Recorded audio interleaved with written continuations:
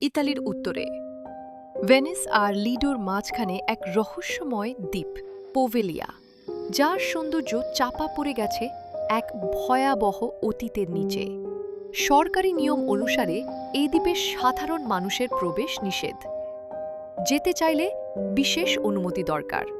আর যারা ফিরে এসেছে তারা বলেছে তাদের শোনা গল্প ভয়ানক সব অভিজ্ঞতা। ওখানে নাকি আজও শোনা যায় অশরীরী আত্মাদের কান্না, ঘুরে বেড়ায় অসংখ্য ছায়া, আর মাঝে মাঝে বেজে ওঠে বেল টাওয়ারের ঘণ্টা। সেই ঘণ্টা যা বহু বছর আগে খুলে ফেলা হয়েছে। কিন্তু কি এমন ঘটেছিল এই দ্বীপে? কেন এখনো তার বুকে ভয়াবহ ইতিহাসের বোঝা? ইতিহাস ঘাটলে পোভেলিয়া দ্বীপের নাম প্রথম পাওয়া যায় 421 খ্রিস্টাব্দে। তখন বর্বর জাতিগণ ইতালির মূল ভূখণ্ডে আক্রমণ চালাচ্ছে।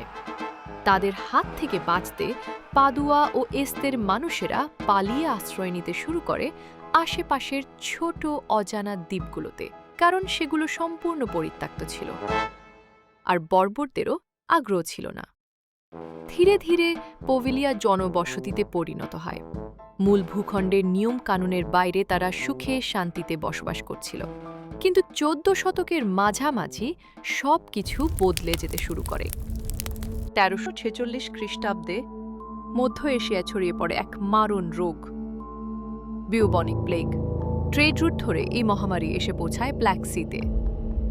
আর সেখান থেকে 1347 সালে ট্রেড শিপের মাধ্যমে প্লেগ ঢুকে পড়ে ইতালির বড় বড় শহরে। Venice, Genoa, Florence, Milan. প্রতি 3 জনের একজন মারা যাচ্ছিল। শহরগুলোর জনসংখ্যা 30% থেকে 70% পর্যন্ত কমে যায়। পরিস্থিতি নিয়ন্ত্রণের বাইরে চলে গেলে একটি কঠোর সিদ্ধান্ত নেওয়া হয়। দ্বীপগুলোকে কোয়ারেন্টাইন সেন্টার বানানো হবে। যদি কারো শরীরে প্লেগের লক্ষণ দেখা যায়, তাকে পাঠিয়ে দেওয়া হবে পোভেলিয়া দ্বীপে। ফেরার কোনো পথ থাকবে না। এই দ্বীপে আসা মানেই মৃত্যুদণ্ড। একসাথে এত মানুষ মরতে শুরু করলে দ্বীপের মাঝখানে তৈরি করা হয় বিশাল চিতা। সেখানে পুড়িয়ে ফেলা হয় মৃতদেহ আর মুমূর্ষু রোগীদের। যারা নড়াচড়ার ক্ষমতা হারিয়ে ফেলেছে তাদেরও ফেলে দেওয়া হয় আগুনে। এই নারকীয় প্রথা 1630 সালে ব্ল্যাক ডেথের দ্বিতীয় তরঙ্গ পর্যন্ত চলতে থাকে। এরই মাঝে লোকমুখে ভৌতিক কাহিনীগুলো ছড়িয়ে পড়ে।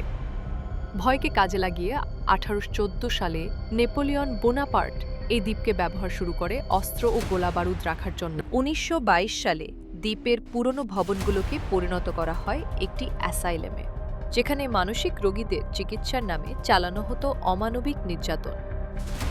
শোনা যায় এই হাসপাতাল ছিল আসলে এক পরীক্ষাগার। ভয়ঙ্কর সব এক্সপেরিমেন্ট চালানো হতো রোগীদের ওপর।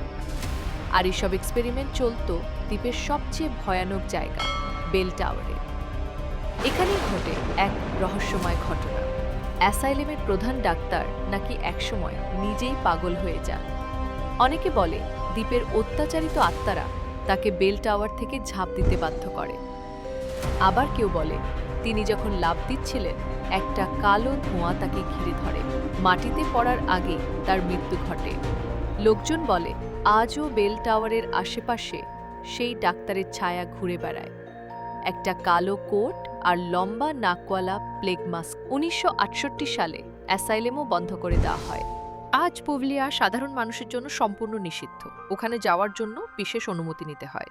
এমনকি স্থানীয় জেলেরা পর্যন্ত দ্বীপের ধারে কাছে যেতে ভয় পায়। গভীর রাতে নাকি ওখানে মৃতদের ছায়া দেখা যায়। তারা এখনো পরনে প্লেগের সেই বিখ্যাত মাস্ক। তাদের বিলীন কণ্ঠস্বর বাতাসে ছড়িয়ে দেয় এক করুণ হাহাকার। সরকার বহুবার এই দ্বীপকে লিজ দেওয়ার চেষ্টা করেছে, নতুন করে এখানে কিছু করার পরিকল্পনা হয়েছে, কিন্তু প্রত্যেকবারই কোনো না কোনো অদ্ভুত কারণে সেই পরিকল্পনা ভেস্তে গেছে।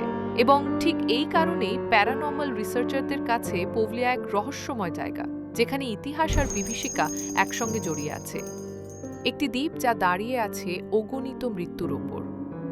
হয়তো সে কারণেই এটিকে অতীতের হাতেই ছেড়ে দেওয়া হয়েছে।